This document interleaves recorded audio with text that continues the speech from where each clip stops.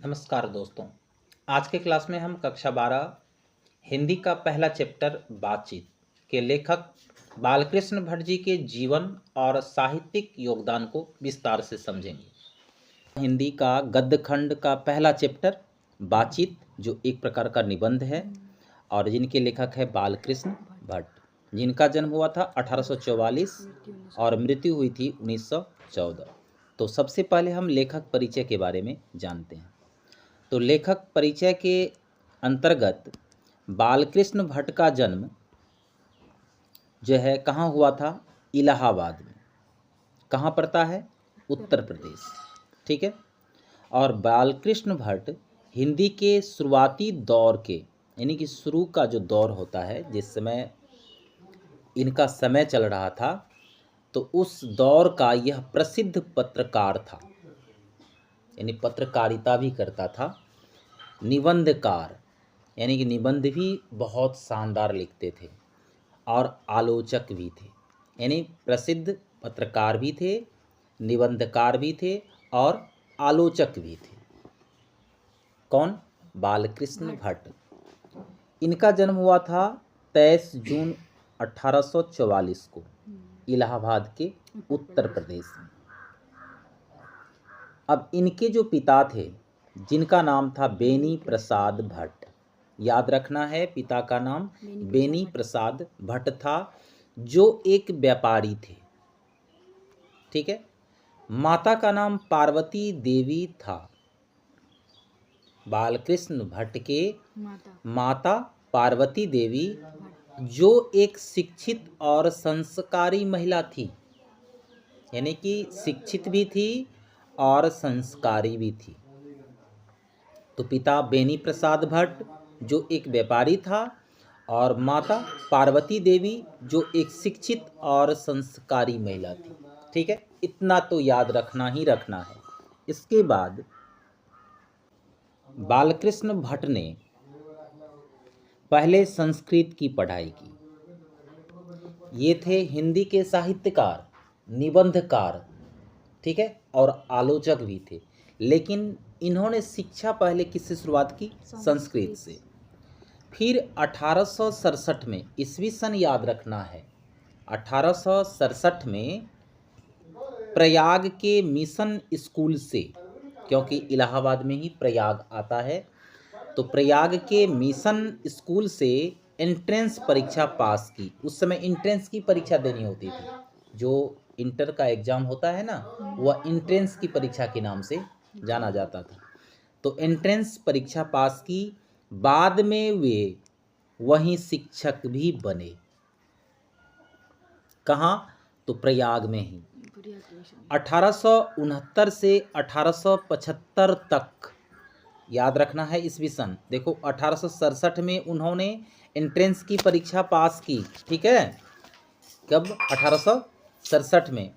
फिर इसके बाद 1869, याद रखो, 67 के बाद 69, 68, 69, 2 साल बाद।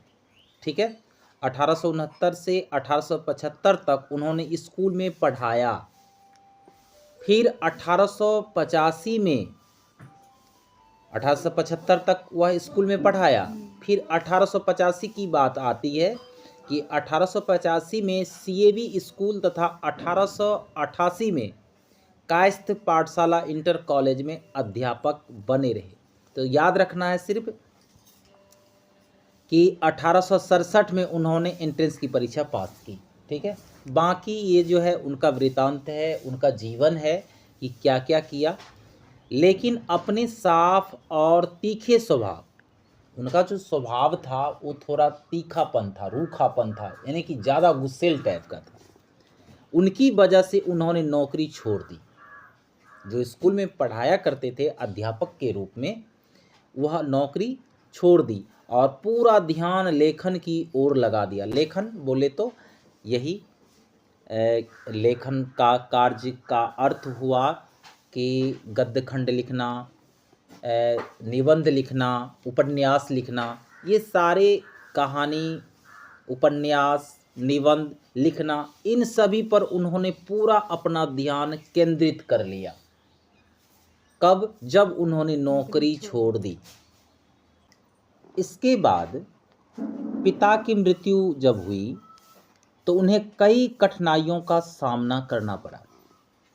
जब तक पिता जीवित था तब तक इन्होंने स्वतंत्र रूप से लेखन का कार्य किया, लेकिन जैसे ही पिता की मृत्यु हुई उन्हें कई कठिनाइयों का सामना करना पड़ा, लेकिन उन्होंने कठिनाइयों से हार नहीं मानी।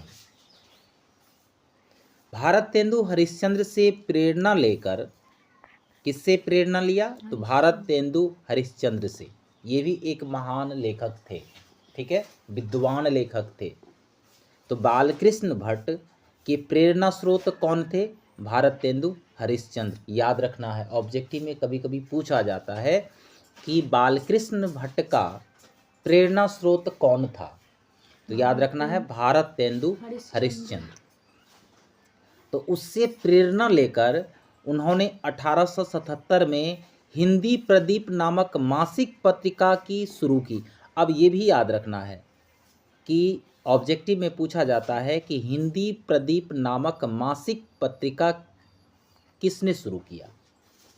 तो बालकृष्ण भट्ट ने, जिसे वे लगातार 33 वर्षों तक निकालते रहे। यानी 33 वर्ष तक यह जो है हिंदी प्रदीप नामक मासिक पत्रिका थी, उनको वह निकालते रहा। उनके लेखन में समाज की सच्चाइयों, समस्याओं और सुधारों की झलक मिलती है। यानी कि जो भी वह लेखन का कार्य करता था, उनका जितना भी लेखन का कार्य होता था वह समाज के प्रति समर्पित होता था। समाज को सुधारने में, समाज को सच्चा राह आईना दिखाने में, सच्चाइयों से रूबरू कराने में और समाज में जो समस्या होती थी उनको सुधारने की झलक उनके काव्य में या उसके गद्य खंडों में मिलता था। अंत में 20 जुलाई 1914 को उनका निधन हुआ, अर्थात उनकी मृत्यु हो गई। यह घटना हिंदी साहित्य के लिए बहुत बड़ी क्षति थी। तो बालकृष्ण भट्ट का ये था जीवन परिचय। इसके अलावा बालकृष्ण भट्ट आधुनिक हिंदी गद्य के निर्माता और रचनाकारों में एक थे, यानी महान थे। वे भारतेंदु युग के प्रमुख साहित्यकारों में एक रहने के साथ साथ प्रमुख महान पत्रकार, निबंधकार, हिंदी के आधुनिक आलोचना के प्रवर्तक भी माने जाते हैं। तो इस तरह से हमें इसमें सिर्फ याद रखना क्या है, जन्म कब हुआ था, मृत्यु कब हुई थी, इनके पिता का क्या नाम था, माता का क्या नाम थी, इसके बाद इन्होंने पहले शिक्षा कहाँ से प्रारंभ की, इसके बाद उनका जो मासिक पत्रिका था कौन सा, हिंदी प्रदीप नामक मासिक पत्रिका की इन्होंने ही शुरुआत की। इतना मेन पॉइंट याद रखना है एग्जाम के दृष्टिकोण से, ठीक है।